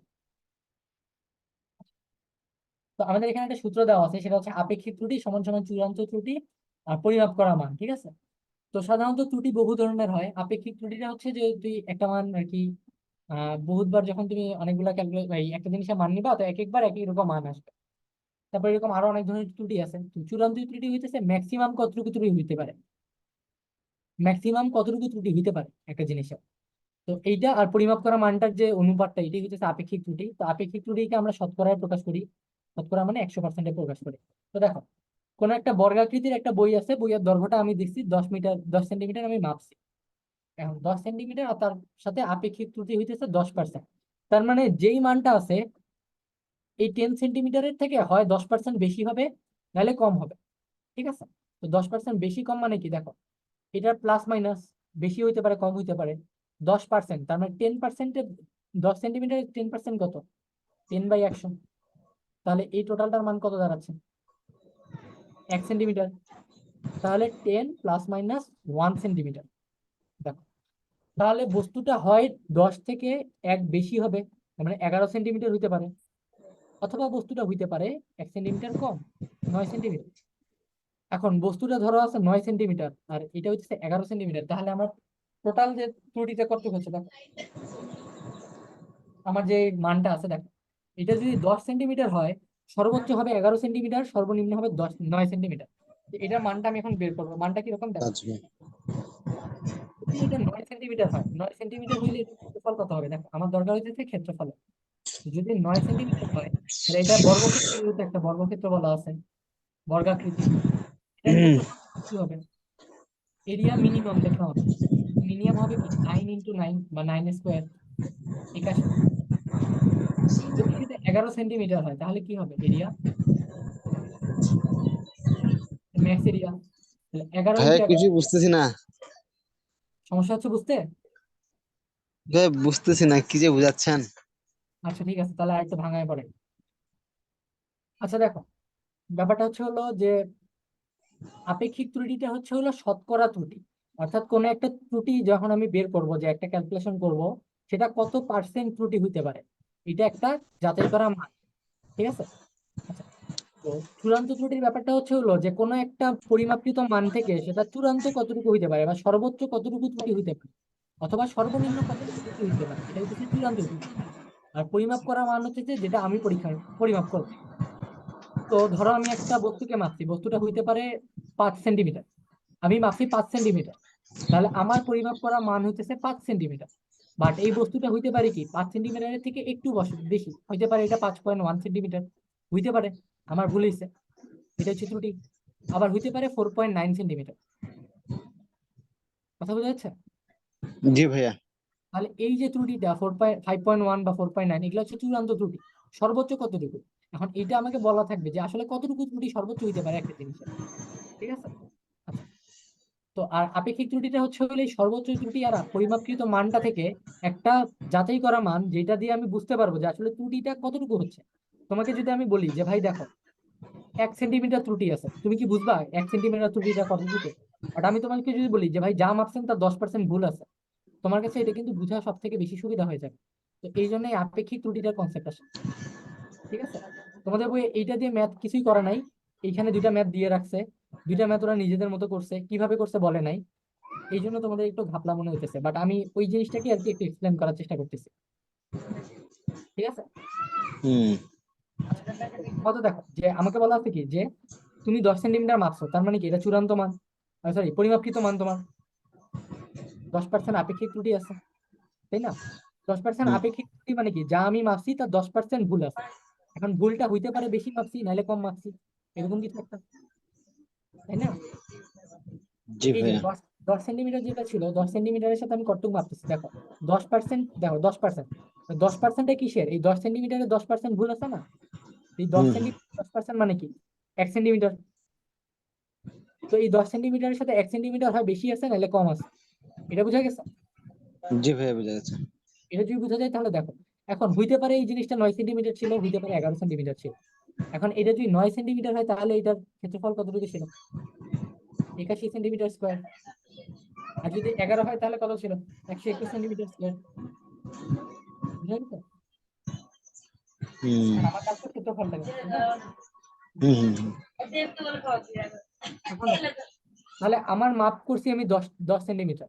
10 সেন্টিমিটার যদি হইতো তাহলে 10 ধরে নিলাম যে ভাই আমার মানটা ঠিকই ছিল, তাহলে ক্ষেত্রফল কি হতো? 10 × 10, 100 সেন্টিমিটার, 100 সেন্টিমিটার স্কোয়ার। বাট দেখো, ক্ষেত্রফলের ক্ষেত্রে হওয়ার কথা ছিল ভাই 100 সেন্টিমিটার, বাট এটা যদি আমার মানটা ভুল হয় তাহলে 121 সেন্টিমিটার হবে। যদি মানটা একটু কম মাপি তাহলে 81 সেন্টিমিটার হবে। তো তাহলে আমার ত্রুটিটা কতটুকু থাকতেছে? 100 সেন্টিমিটার থেকে একবার আমি বিয়োগ দিব 81 সেন্টিমিটার, কতটুকু থাকতেছে? 19 সেন্টিমিটার। দাঁড়া, হ্যাঁ সাউন্ড তো আছে, তোমাদের কি শুনতে সমস্যা হচ্ছে কারণ? না ভাইয়া, ঠিক আছে তো, ঠিক আছে। তো দেখো, তাহলে যদি দেখো আমার কাজ হচ্ছে ক্ষেত্রফলের ত্রুটিটা বের করা। তো ক্ষেত্রফলের ত্রুটি আমি যেটা মাপছিলাম সেই অনুযায়ী 100 সেন্টিমিটার স্কোয়ার হওয়ার কথা, বাট মাপছি কম মাপি, তাহলে হবে হচ্ছে 81 সেন্টিমিটার। 81 সেন্টিমিটার যদি বিয়োগ দিই তাহলে কি হবে? ত্রুটি কত থাকতেছে আমার? 19 সেন্টিমিটার ত্রুটি থাকতেছে না? এই যে এই ত্রুটিটা, এটাই হইতেছে আমাদের চূড়ান্ত ত্রুটি, একটা চূড়ান্ত ত্রুটি দেখো।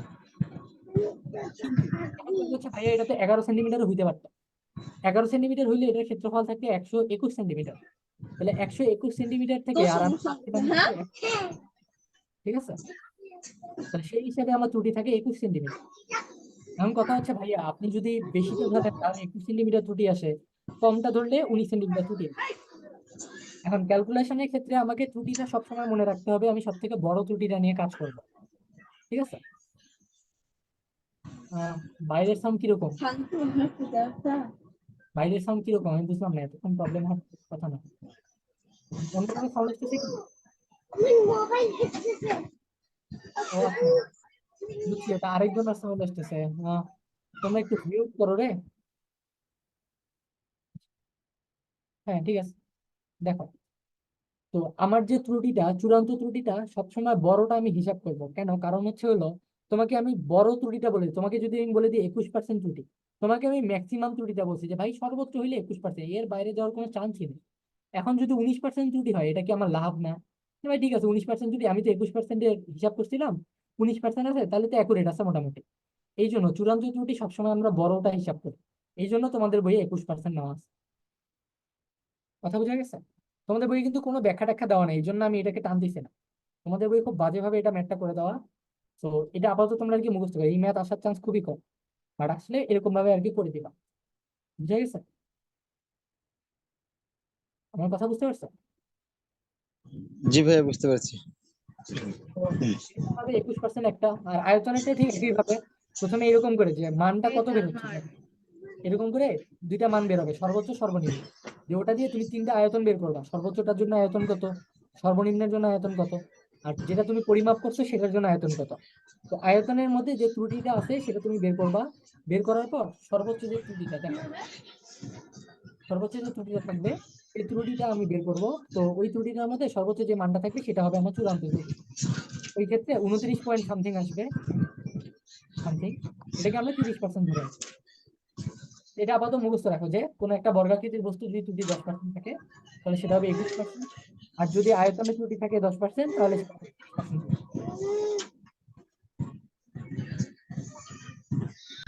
তো আচ্ছা, 21% আবার কই থেকে আসলো বুঝছো তো? কারণ 21 হচ্ছে চূড়ান্ত ত্রুটি, আমরা কি জানি চূড়ান্ত ত্রুটি ভাগ পরিমাপকৃত মান। আমার পরিমাপকৃত ক্ষেত্রফল কত ছিল? 100 সেন্টিমিটার, তাই না? তাহলে 21/100, আর পার্সেন্টে যেহেতু নিব তাহলে 100%, তাহলে এই যে এটা কাটে দিলে 21% থাকে। এটা বুঝছো অ্যাটলিস্ট যে আপেক্ষিক ত্রুটি কত? বুঝা গেছে? এটা খুবই জঘন্য, আমি জানি যে তোমাদের এটা মানে আস্তে আস্তে বুঝাইতে গেলে বহুত সময় লাগবে। তোমাদের প্রতিটা ত্রুটি, লম্বন ত্রুটি, আপেক্ষিক ত্রুটি, এগুলো সংজ্ঞা বুঝাইতে হবে। বাট এটা যেহেতু কারিকুলামে নাই অতএব আমি এটা পড়াচ্ছি না। তারপরে আমি করলাম কি, দেখো স্লাইডের মধ্যে আমি অনেক কয়টা ম্যাথ দিয়ে রাখছি, 2-3টা ম্যাথ দিয়ে রাখছি। তো ওই ম্যাথ গুলা তোমরা আর কি বাসায় প্র্যাকটিস করবো। আমি স্লাইডটা ওই যে আমি যেই লিঙ্কটার মধ্যে আর কি, লিঙ্কটা যেই পোস্টে দিছি ওই পোস্টের কমেন্টের মধ্যে আমি লিঙ্ক দিয়ে রাখবো এটা। তো তোমরা ওখান থেকে ডিরেক্ট যায় এই ক্লাসটুকু করে নিবে, এই সাইটটুকু বের করে নিবা, আর 2টা ম্যাথ দেওয়া আছে এগুলো একটু করে নিবা, ঠিক আছে? আচ্ছা, এরপরে আমাদের যে জিনিসটা থাকে সেটা হচ্ছে জীবন বাঁচাতে পদার্থবিজ্ঞান। এই চ্যাপ্টারটাতে বেশি কিছু পড়ার নাই, আমি ইম্পর্টেন্ট কিছু মানে লাইন নোট করে রাখছি। তোমরা টেক্সট বুক রিডিং দিবা আর জাস্ট খালি লাইনটা পড়বা, প্রসেস গুলো ইম্পর্টেন্ট নাই, কিভাবে কাজ করতেছে না করতেছে জানার দরকার নেই। তো প্রথমে আসে হচ্ছে জগদীশ চন্দ্র বসুর অবদান। তো এই বান্দা ছিল একটা বাঙালি বিজ্ঞানী, খুবই বাজে কপাল ছিল এর, রেডিও আবিষ্কার করছিল কিন্তু তারপরে নাম হয়ে গেছে মার্কনির। তো যেটাই হোক, তো এনার জন্মটা দেওয়া আছে এগুলো ইতিহাস, এটা জিকে। হ্যাঁ হ্যাঁ, হ্যালো হ্যালো ভাইয়া। হ্যাঁ ভালো। ভাইয়া এটা কি 25 বছরের জন্য নাকি 24 বছরের জন্য পড়াচ্ছেন এই ব্যাচটা, মানে এটা ক্লাসটা? এটা এনডিসি এর জন্য 24 না 25? 26, 26-এর জন্য পড়াচ্ছেন? মানে এসএসসি 26, সরি এইচএসসি 26 যেটা। মানে ইন্টারের না? না না, এসএসসির জন্যই। তোমার ধরো তোমরা এসএসসি কত ব্যাচ? আমরা এটা হচ্ছে ভাইয়া 26 আমরা না? ভাইয়া আমরা তো ভাইয়া 24 বছর ভাইয়া। হ্যাঁ এসএসসি 24, তাই তো, ওইটাই এসএসসি 24-এর জন্য। আর এইচএসসি ব্যাচ হবে তোমাদের 26। আহ, তো ওকে ঠিক আছে। তো জিকের জন্য এগুলো ইম্পর্টেন্ট। তার জন্ম মৃত্যু সাল আমি স্লাইডে দিয়ে দেবো, এখান থেকে করে নেবো। তো বেতারের মাধ্যমে, বেতার মানে হতেছে বেতার বা তার নাই, তার বিহীন ভাবে কোনো কিছু একটা তৈরি, মানে দূরে একটা সিগন্যাল দূরে একটা পাঠানো, সেটা তিনি আবিষ্কার করেন 1895 সালে। আর উদ্ভিদের বৃদ্ধি রেকর্ড করার জন্য ক্রেস্কোগ্রাফ নামে একটা যন্ত্র আবিষ্কার করছিল, যেটা দিয়ে সে প্রথম আবিষ্কার করে যে আসলে উদ্ভিদের বৃদ্ধি হয় আর উদ্ভিদের প্রাণ আছে, এই ক্রেস্কোগ্রাফ আবিষ্কার করে। তারপর 1917 সালে উদ্ভিদ শরীরতত্ত্ব নিয়ে গবেষণার জন্য তিনি কলকাতার বসু বিজ্ঞান মন্দির নামে একটা সংস্থা তৈরি করে। তারপর বাংলায় রচনাকালে অব্যক্ত নামে একটা গ্রন্থ সংকলিত করছে। এই যায় জিকেতে কোশ্চেন দেখবা, অব্যক্ত গ্রন্থ কার লেখা, ঠিক আছে? এই ধরনের কোশ্চেন গুলো দেখবা তোমরা। আচ্ছা, এরকম তার উল্লেখযোগ্য গ্রন্থ আছে, এগুলো তোমরা দেখে নিবা। আচ্ছা, তারপর থাকে হচ্ছে এক্স রে। তো এক্স রে কি? এক্স রে একটা রশ্মি, ঠিক আছে? এক্স রে প্রথম আবিষ্কার করছে হচ্ছে রন্টজেন। রন্টজেন আবিষ্কার করছে তো 1885 সালে। তো রন্টজেন যখন আবিষ্কার করে, এক্স রে হচ্ছে একটা রশ্মি, এই রশ্মিটা যখন আবিষ্কার হয় এটা কোন রশ্মি ছিল কেউ কিছু বুঝতে পারতেছিল না। তো এই যে কোনো কিছু চলক হিসেবে যখন আমরা ধরে নেই তখন কি এক্স ধরি না, যে ধরি এটার মান এক্স। অজানা কোনো কিছুকে যখন এক্স ধরে নেই, ঠিক এই জন্য যে এই জিনিসটা কি রশ্মি ছিল এটা আমরা জানতাম না, এই জন্য এটার নাম দিছিল এক্স রে। বুঝা গেছে? তো এই রন্টজেন প্রথম করছিল কি, দেখো যে এটা কিভাবে কাজ করে। হাই ভোল্টেজের একটা ক্যাথোড থাকে আর একটা অ্যানোড থাকে। এই ক্যাথোডটার মধ্যে একটা পাত থাকে, এটাকে হচ্ছে ফিলামেন্টের ট্যাঙ্ক। তো ট্যাংস্টেনের ফিলামেন্ট, তো ফিলামেন্টের মধ্যে যখন হাই ভোল্টেজ দেওয়া হয় তখন এই ফিলামেন্ট থেকে ইলেকট্রন গুলা উচ্চ গতিতে অ্যানোডের দিকে যাইতে থাকে। তো এই অ্যানোডের দিকে যখন দৌড়ায় তো অ্যানোডের মধ্যে তো ধাক্কা খায় এরা, তো ধাক্কা খাওয়ার ফলে একটা রশ্মি তৈরি করে খুব শক্তিশালী। এই রশ্মিটা হচ্ছে হলো এক্স রে। এই এক্স রে রশ্মিটার ব্যবহার হচ্ছে হলো এর ভেদন যোগ্যতা অনেক বেশি।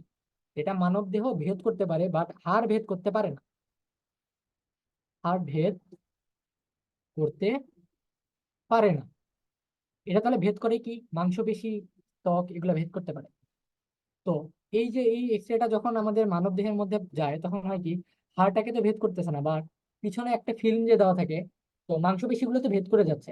তো হাড়ের ক্ষেত্রে হচ্ছে কি যে সেই জায়গায় ভেদ না করে উল্টা দিকে চলে আসতেছে। এই জায়গায় ধরো এটা একটা ফিলামেন্ট, এই একটা ফিল্ম, ঠিক আছে, এক্স রে ফিল্ম। ফিল্মের ধরো এই যে এইটা হচ্ছে একটা হাড়, ধরো এটা একটা হাড়। তো হাড়ের মধ্যে কি এটা দিয়ে তো ভেদ করতে পারবে না, বাট এর আশেপাশে যে মাংসপেশি এই জায়গাগুলো ভেদ করতে পারবে। এই জন্য এই জায়গাগুলো হয়ে যায় কি, সাদা হয়ে থাকে ফিল্মে। আর হাড়টা যেখানে ভেদ করতে পারতেছে না, এই জায়গাটা হয়ে থাকে কালো। তো হাড়ের মধ্যে কোনো কারণে যদি ফাটল দেখা যায়, ধরো এই জায়গায় একটা ফাটল আছে, ধরো এই জায়গাটা ক্র্যাক আছে, তো এই ক্র্যাকটার মধ্যে দিয়ে এক্স রে রশ্মিটা চলে যায়। তো তখন দেখা যায় কি ফিল্মের মধ্যে ওই ক্র্যাকটা যেই জায়গায় গেছে ওই জায়গাটা একটু সাদা হয়ে থাকে। তখন আমরা ফিল্মের মধ্যে বুঝতে পারি যে এই জায়গাটা দিয়ে যেহেতু এক্স রে পাস করছে তাহলে সেটা সাদা রং ধারণ করছে, অর্থাৎ এই জায়গায় একটা ফাটল আছে। তো এই ফাটলটা আমরা এক্স রে মাধ্যমে নির্ধারণ করতে পারি। প্রসেসটা খুব একটা ইম্পর্টেন্ট না, বাট তোমাদের জানার জন্য আমি বলে দিলাম আর কি। তো এক্স এর কাজ কি কি দেখো। কাজ হচ্ছে স্থানচ্যুত হাড়, হাড়ের ফাটল, ভেঙে যাওয়া, এগুলা শনাক্ত করতে পারি। দাঁতের ক্যাভিটি আছে কিনা বা দাঁতের ক্ষয় হয়েছে কিনা এটা এক্স রে মাধ্যমে শনাক্ত করা যায়। পেটের এক্স রে করে অন্ত্রের প্রতিবন্ধকতা রোধ করা যায়, যে ক্ষুদ্রান্ত বৃহদন্ত্র আছে এগুলোর মধ্যে অনেক সময় ওই যে নালীটা খুব শুরু হয়ে যায়, এগুলো আমরা মানে নির্ধারণ করতে পারি। পাকস্থলী, কিডনি, এগুলার পাথরের অস্তিত্ব শনাক্ত করতে পারি। রেডিওথেরাপি হিসাবে এক্স রে ব্যবহার করা হয়, কারণ এক্স রে ক্যান্সার কোষ ধ্বংস করতে পারে, ঠিক আছে। ক্যান্সার কোষ ধ্বংস করতে পারে, এই জন্য এক্স রে কে আমরা রেডিওথেরাপিতে ব্যবহার করি। এরপর থাকে হচ্ছে আলট্রাসোনোগ্রাফি। আলট্রাসোনোগ্রাফি কথাটা আসে আলট্রাসাউন্ড থেকে। আলট্রাসাউন্ড আলট্রাসাউন্ড জিনিসটা কি দেখো, যে শব্দের মাত্রা যখন এই যে কম্পাঙ্ক 1 থেকে 10 মেগাহার্টজে চলে যাবে, তখন সেটাকে আমরা বলি আলট্রাসাউন্ড। তো এই আলট্রাসাউন্ডটা দেহ ভেদ করে যাইতে পারে এক্স রে মতো। বাট এক্স রে জিনিসটা কি, এক্স রে কিন্তু খুব ক্ষতিকর, তো বেশি করে এক্স রে দেওয়া যায় না। যেমন ধরো কোন একটা গর্ভবতী মা, তার তো পেটের মধ্যে একটা বাচ্চা আছে, তো এক্স রেটা দিয়ে আমরা বাচ্চাটাকে শনাক্ত করতে পারি, বাট এক্স রেটা বাচ্চার জন্য খুবই ক্ষতি হবে। এই জন্য আলট্রাসাউন্ডটা খুব কম ক্ষতি করে, এই জন্য আমরা আলট্রাসাউন্ডটা ইউজ করি, ঠিক আছে। এটা শব্দত্ব তরঙ্গের মাধ্যমে আমরা কোনো এই এক্স রে মতোই কোনো কিছু নির্ধারণ করতে পারি। কি কি আমরা শনাক্ত করতে পারি দেখো। সবচেয়ে বেশি গুরুত্বপূর্ণ ব্যাপার স্ত্রী রোগ আর প্রসূতি বিজ্ঞানে। কেন? কারণ এক্স রে আমরা ব্যবহার করতে পারতেছিলাম না তার ক্ষতিকর কারণের জন্য, বাট আলট্রাসাউন্ড তো একটা শব্দ, শব্দ তো আর ক্ষতি করে না, তাই না? তো এই জন্য আলট্রাসোনোগ্রাফিটা স্ত্রী রোগ আর প্রসূতি বিজ্ঞানে ব্যবহার হয়। প্রস্তুতি না, এটা প্রসূতি হবে। তারপর থেকে আলট্রাসোনোগ্রাফি দিয়ে জরায়ু টিউমার, তারপর বিভিন্ন পেলভিক মাসের উপস্থিতি শনাক্ত করা হয়। তারপর পিত্তে পাথর, পিত্ত কি জানো তো তোমরা, তাই না? পিত্তথলি তো মনে আছে, যেখানে বাইল তৈরি হয় বা পিত্তরস তৈরি হয়। তো পিত্তথলিতে পাথর হয়ে যায় অনেক সময়। এই পাথর, হৃদযন্ত্রের যে ত্রুটি, টিউমার, এগুলো আলট্রাসোনোগ্রাফি দিয়ে বের করা হয়। ইকোকার্ডিওগ্রাফি, যদি তুমি মানে এই আলট্রাসাউন্ডটা দিয়ে কার্ডিও দেখো, কার্ডিও কথাটার অর্থ হইতেছে হৃদ সম্পর্কিত বা হার্ট সম্পর্কিত। তো ইকোকার্ডিওগ্রাফি কথাটা হচ্ছে হার্টের কোনো একটা গ্রাফি, মানে কোনো একটা চিত্র, যে চিত্রটা তৈরি করা হয় হচ্ছে আলট্রাসোনোগ্রাফি, আলট্রাসোনোগ্রাম দিয়ে, ঠিক আছে। তো আলট্রাসোনোগ্রাম দিয়ে যদি হৃদযন্ত্রের কোনো আমরা কিছু একটা নির্ধারণ করি, এটাকে আমরা বলবো ইকোকার্ডিওগ্রাফি। তারপর থাকবে হচ্ছে সিটি স্ক্যান।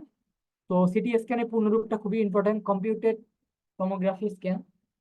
তো সিটি স্ক্যান জিনিসটা হচ্ছে হলো কাইন্ড অফ এক্স রে। এই এক্স রেটা করা হয় হচ্ছে ধরো একটা বড় চেম্বার থাকে, এরকম একটা গোল একটা জিনিস থাকে, এর ভিতরে একটা বেড থাকে। এই বেডের ভিতরে একটা মানুষকে শোয়াই দেওয়া হয়, শোয়াই দিয়ে তার পুরো বডিটার ধরো একটা এক্স রে করা হয়, ঠিক আছে। তো এই জিনিসটা হচ্ছে কাইন্ড অফ সিটি স্ক্যান। তো সিটি স্ক্যান মেইনলি করা হয় হচ্ছে ব্রেনের জন্য। ব্রেনের জন্য সিটি স্ক্যান আমরা করি। সিটি স্ক্যানের সাহায্যে দেখে নরম টিস্যু, এগুলা ধমনী, শিরা, এগুলার পূর্ণাঙ্গ একটা ছবি পাওয়া যায়। যকৃৎ, ফুসফুস, অগ্ন্যাশয়, এগুলার ক্যান্সার শনাক্ত করা যায়। টিউমারের আকারটা কিরকম, কোন জায়গায় আছে, সেটা আমরা সিটি স্ক্যান করে ধরতে পারবো। শরীরের রক্ত সঞ্চালনে কোনো সমস্যা আছে কিনা, সেটা আমরা সিটি স্ক্যান দিয়ে জানতে পারবো।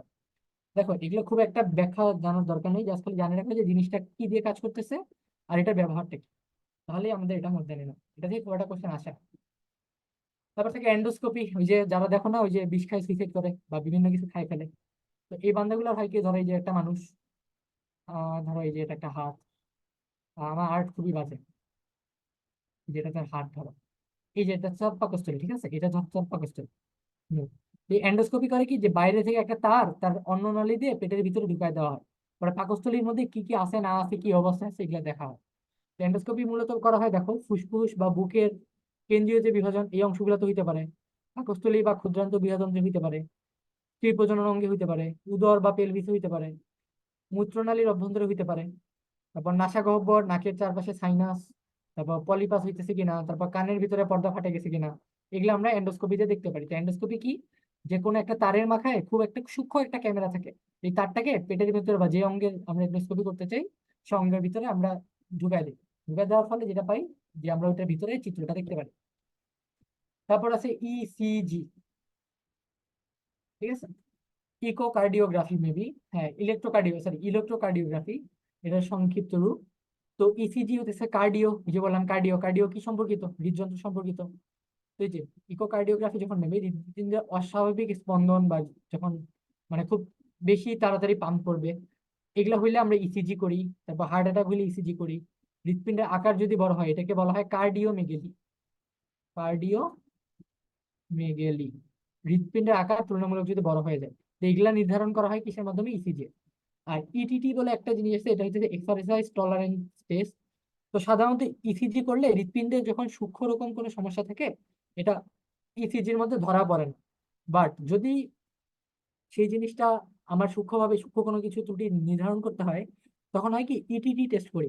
তখন হয় কি যে ট্রেডমিলের উপর, ওই যে যেটার মধ্যে মানুষজন দৌড়ায়, তো ট্রেডমিলের উপর একটা মানুষকে দিয়ে তাকে দৌড়াইতে বলা হয়। তো দৌড়ায় দিয়ে তারপর তার বুকের মধ্যে বিভিন্ন রকমের যন্ত্র লাগায় ইসিজি করা হয়। তো এই যে যখন এক্সারসাইজ করা অবস্থায় তার ইসিজিটা আমি করতেছি, তখন অনেক সূক্ষ্ম রোগগুলো ধরা যায়। তো এই জিনিসটাকে আমরা বলি ইটিটি। বুঝে গেছে? হ্যাঁ, তারপর থেকে রোগ নিরাময়ের জন্য বিজ্ঞান। এতক্ষণ আমরা দেখলাম রোগ নির্ধারণের জন্য আমরা কি করছি, এবার নিরাময় কিভাবে করে বিজ্ঞান দিয়ে, এটা দেখো। তো রেডিওথেরাপির নাম শুনছো, যে ক্যান্সার বা টিউমার হলে সেটা ধ্বংস করার জন্য রেডিওথেরাপি দেওয়া হয়। রেডিওথেরাপি আর কেমিক্যাল ইউজ করলে কেমোথেরাপি। তো রেডিওথেরাপির জন্য আইসোটোপ ব্যবহার করা হয় বিভিন্ন ধরনের। তো বিভিন্ন ধরনের ক্যান্সারের জন্য বিভিন্ন আইসোটোপ ব্যবহার করা হয়। যেমন গলগণ্ড বা গলায় যদি হয় তাহলে এটা আয়োডিন ইউজ করা হয়। নর্মাল ধরো ঘাড়ের মধ্যে কোনো কিছু একটা হলে টেকনিশিয়াম ইউজ করা হয়। তারপর ফসফরাস ইউজ করা হয়, আরো বিভিন্ন কিছু ইউজ করা হয়। ঠিক আছে? আচ্ছা, তো এই যে টেকনিশিয়ামটা মেইনলি মস্তিষ্কের চিকিৎসার জন্য ব্যবহার করা হয়। রেডিওথেরাপিটা কি দেখো, রেডিওথেরাপি রেডিয়েশন থেরাপি কথাটার পূর্ণরূপ হইতেছে, এই রেডিওথেরাপি পূর্ণরূপ হচ্ছে রেডিয়েশন থেরাপি। তো রেডিয়েশন থেরাপি হচ্ছে কোনো রোগের চিকিৎসায় তেজস্ক্রিয় বিকিরণের ব্যবহার। অর্থাৎ ওই যে আলফা বিটা গামা, আমরা কি জানি যে কোনো তেজস্ক্রিয় পদার্থ স্বতঃস্ফূর্তভাবে আলফা বিটা গামায় 3 ধরনের রশ্মি নির্গত করে। এই 3টে ধরনের যে রশ্মিগুলো আছে, এগুলো হয় কি যে ওই ক্যান্সার কোষকলাকে ধ্বংস করে দেয়। ঠিক আছে? তো এইভাবে আমরা যে চিকিৎসাটা করি এটাকে বলা হয় রেডিওথেরাপি। তো আইসোটোপের ব্যবহার আছে দেখো, PET positron emission tomography. Positron হচ্ছে হলো ইলেকট্রন বাট পজিটিভ চার্জ বিশিষ্ট। ইলেকট্রনের চার্জ যদি কখনো পজিটিভ হয় তাহলে সেটাকে আমরা বলি পজিট্রন। এটাকে আমরা বলি অ্যান্টি পার্টিকেল। ঠিক আছে? Anti particle. আচ্ছা, তো তেজস্ক্রিয় আইসোটোপ গুলা পজিট্রন বিকিরণ করে অনেক সময়। তো এই বিকিরণ গুলা যখন হয় এগুলা কোষকলা ধ্বংস করে। যে কোবাল্ট-60 গামারে বিচ্ছুরণ করে, এই আইসোটোপটি ব্যবহার করে ক্যান্সার কোষকলাকে ধ্বংস করা হয়। এই যে আইডিন 131, এটা থাইরয়েডের চিকিৎসায় ব্যবহার করা হয়। লিউকোমিয়ার বা রক্তের যে ক্যান্সারটাকে লিউকোমিয়া বলা হয়। তো এই লিউকেমিয়া বা লিউকোমিয়াও বলা হয়। এটা হচ্ছে ফসফরাস 32 মেবি, এটার সাহায্যে চিকিৎসা করা হয় এই রক্তের ক্যান্সার। এরকম ভাবে বিভিন্ন গুলা ব্যবহার করে আমরা বিভিন্ন ধরনের ক্যান্সার করতে পারি, ক্যান্সার চিকিৎসা করতে পারি। তো এগুলো হচ্ছে মেনলি এটার ব্যবহার। তো এই চ্যাপ্টারটা খুবই কম কোশ্চেন আছে এটা থেকে। বেসিক্যালি আগের চ্যাপ্টার গুলা, আগেরটা বেশি ইম্পর্টেন্ট, ফার্স্ট চ্যাপ্টারটা। তো তোমাদের কি কোনো কোশ্চেন আছে? কোশ্চেন থাকলে করতে পারো।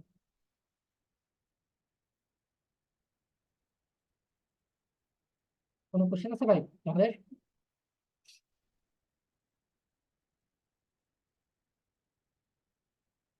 তোমরা মাইক অফ করে কথা বলতে পারো, বেশি জন নাই, তোমরা 2জনই আছো খালি।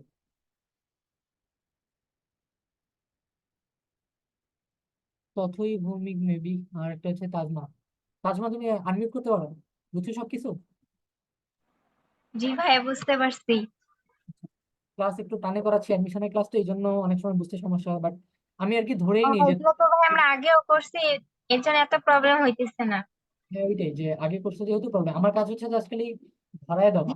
আর জি যদি ভাইয়া। বাকি চ্যাপ্টার গুলো হইতো, ম্যাথমেটিক্যাল চ্যাপ্টার গুলো, তাহলে আমি অনেকগুলো ম্যাথ করাইতে পারতাম। বাট এখানে ম্যাথ খুবই কম।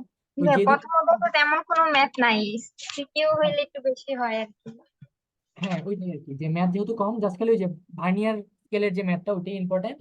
আর পিচের সাথে যে তোমার ওই স্ক্রু গজের যে কনস্ট্যান্ট, এইটা ম্যাথ ইম্পর্টেন্ট।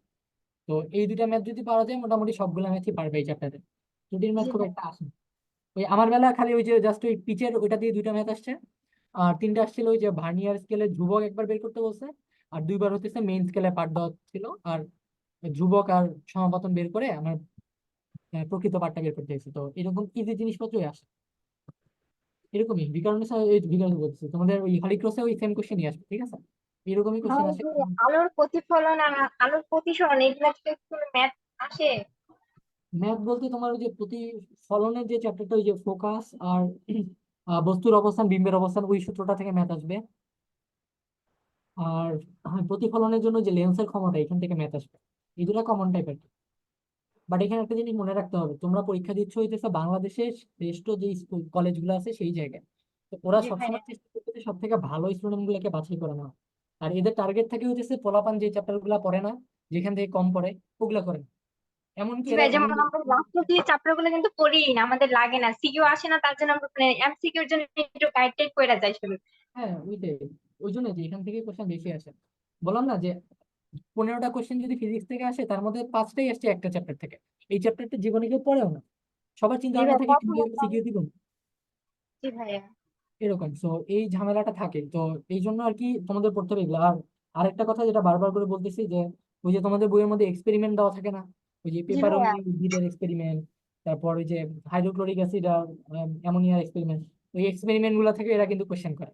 এরা এতটাই খারাপ, জানে যে এগুলা পোলাপান দেখলে পড়বে না, ওই চিন্তায় কোশ্চেন করে বসে। তাহলে যে ভাই, যে চিত্র নিচে যে ভাই লেখা থাকে ওইটাও তো পড়া লাগবে তাহলে। হ্যাঁ ওগুলা একটু দেখে যাবে আর কি। ওই যে বললাম না, অ্যাডমিশন টেস্ট কিন্তু খুব আজব একটা জিনিস, বুঝছো? আমি তো নিজেও অ্যাডমিশন টেস্ট দিলাম, ধরো আমি পরীক্ষা দিলাম ওরকম। তো সব জায়গায় আর কি ব্যাপারটা হচ্ছে এরকম যে তোমার পরীক্ষা দেওয়ার পর খুবই আফসোস কাজ করবে অ্যাডমিশন টেস্টে। আমার হয়েছে কি, দেখো বুয়েট ভর্তি পরীক্ষায় আমার ওয়েটিং এ আসছে, আমার ধরো 30টা অ্যাটেম্প করছিলাম 40টার মধ্যে, আমার 7টাই ক্যালকুলেশন ভুল গেছে। পরীক্ষা হলে আর কি ডিসিশন নিতে পারিনি। তো 2-3টে এমন ম্যাথ ছিল যে পরীক্ষার আগের রাতে আমার দেখা, আমার নোটের মধ্যে আছে, আমি নোট দেখতেছি, আমি খালি জাস্ট দেখতেছি এই ম্যাথটা তো কঠিন, এটা তো বুয়েটে দেওয়ার পসিবিলিটি কম, এটা করবো না। পরীক্ষার হলে যাই দেখি সেম মান সেম ডাটা সহ ম্যাথটা আসছে। তাহলে চিন্তা করো এই আফসোসটা আমি কোথায় রাখবো। হ্যাঁ, আমার কাছে না ফিজিক্স না অনেক কঠিন লাগে, ফিজিক্স আমার করতেই ভালো লাগে না। হ্যাঁ এখন ব্যাপারটা দেখো, তুমি এনডিসি অ্যাডমিশন এই ভালো ক্লাসে অ্যাডমিশন দিবা, তো ভালো ক্লাসের জন্য টেক্সট বুকটা যদি তোমার কিছু না বুঝো, মুখস্থ করে থাকো, লাইনগুলো জানতে থাকো, এগুলা দিয়ে তুমি যদি করো মোটামুটি কোশ্চেন কমন পেয়ে যাবে। এখানে ম্যাথটা সহ মান সহ তুলে দেওয়া থাকে। বাট ওই যে অ্যাডমিশন টেস্টে প্রতিটা মার্ক ক্যারি করা লাগে। তো এই জন্যই আমরা আর কি চেষ্টা করি যে সব থেকে বেশি বেসিক সহ বা মানে গুছায় প্রিপারেশনটা দেওয়ার জন্য, যাতে তোমাদের কোনো কিছু মিস না যায়, যতটুকু জি পারা ভাই। যায় করবো। আর ওই যে বললাম যে যদি খুব একটা বেশি হার্ড লাগে তাহলে ওই মানে যেগুলা মুখস্থ জিনিসপত্র এগুলো একটু বেশি মুখস্থ করে রাখবা আর কি। ভাই, যে উদাহরণ গুলা যে থাকে বইয়ের ম্যাথ গুলা, মেন বইয়ের ওইগুলা পড়লেই তো এনাফ নাকি? হ্যাঁ ওগুলো এনাফ। আর ওই যে বললাম না, সূত্র দিবে, সূত্রের মধ্যে তুমি মান বসাতে পারলেই গেছে।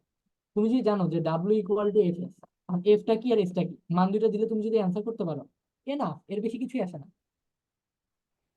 জি ভাই, বুঝতে পারছি। হ্যাঁ এরকমই এনডিসি তে ধরো, আমাদের ধরো এনডিসি তে আমি যখন করছিলাম, এমন অনেক স্টুডেন্ট আছে, এরা যে কেমনে চান্স পেয়েছে আমরা নিজেরাও জানি না। এদের থেকে অনেক ভালো ভালো স্টুডেন্ট চান্স পায়নি। বাট এইটাই আলটিমেটলি মেন করে যে জানা জিনিসপত্র তারা খুব ভালোভাবে পারে, এটা সব থেকে বড় ব্যাপার। তো জানা জিনিসটা সব থেকে বেশি, যে এই যেগুলো তুমি পারো, ধরো তুমি মনে রাখতে পারো ভালো বা পড়তে পারো ভালো, এগুলা যাতে হ্যাঁ, ভুল আমার না হয়। মুখস্থ বিদ্যা বেশি। হ্যাঁ ওইটাই, যে এগুলা যাতে ভুল না হয়, তো যেহেতু এটাতেই বেশি, অতএব এইটার মধ্যে গুরুত্ব বেশি দেয়। আর ম্যাথ গুলো জাস্ট খালি সূত্রের ম্যাথ দেখবা, টেক্সট বুকের ম্যাথ গুলো করে যাবে, আর কিছু লাগবে না। জি ভাই, থ্যাংক ইউ। হ্যাঁ এটাই। আর কোনো প্রবলেম আছে এই চ্যাপ্টার গুলো বুঝার মধ্যে, কোনো প্রবলেম আছে বা কোনো ডাউট? না ভাই, আজকের আর এই চ্যাপ্টারের মধ্যে কোনো প্রবলেম নেই। আচ্ছা ঠিক আছে। আমাকে সবই আজব আজব চ্যাপ্টার গুলা ভাইয়া দেয়, এই জন্য আমি পড়ায় মজা পাই না খুব একটা। আর আমি জি ভাই, হইতেছি ম্যাথের চ্যাপ্টার গুলো কিন্তু যদি ভালোভাবে বুঝতে পারি বা কেউ ভালোভাবে বুঝাই তাহলে কিন্তু করতে অনেক ভালো লাগে।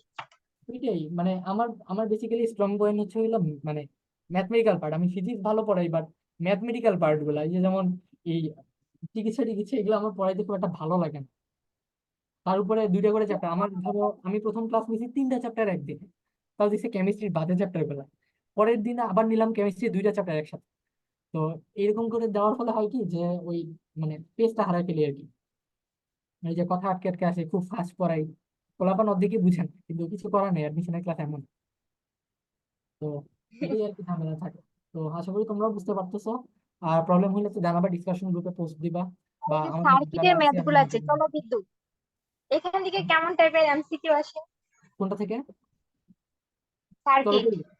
আচ্ছা চলো। সার্কিট থেকে আসে হ্যাঁ, হ্যাঁ। মোটামুটি, বাট ওই যে আমরা খুব বাজে বাজে কিছু সার্কিট করি না, ওগুলো কিছু আসবে না। নর্মাল সমান্তরাল আর শ্রেণী দিয়েও বলবে যে ওই সার্কিটের দুই প্রান্তের বিভব পার্থক্য কত। বের করতে বলে ইজি গুলো ভাই ধরা যায়, কিন্তু অনেক সার্কিট আছে এমন পেঁচানো থাকে, বুঝতেই ওগুলো পারি না। করার দরকার নেই, ওগুলো করার দরকার নেই, এগুলো আসবে না। ওগুলো বইয়ে আসলে যে বইটা। অ্যাডমিশন টেস্টে যেগুলা ইজি, এগুলা যারা পারে এরা চান্স পাবে।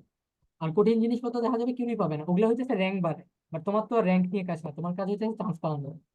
জি তো ভাইয়া। এগুলো যদি স্কিপও করে আসো তাও প্রবলেম নাই, এগুলো জিনিসের জন্য মাথা ঘামাবে না। সময় কম এখন, যে জিনিসগুলো বেশি ইম্পর্টেন্ট তুমি জানো যেগুলো আসবে, ওগুলা বেশি পড়ো। জটিল জিনিসপত্র সলভ করার দরকার নেই, জি আপাতত ভাইয়া। দরকার নেই।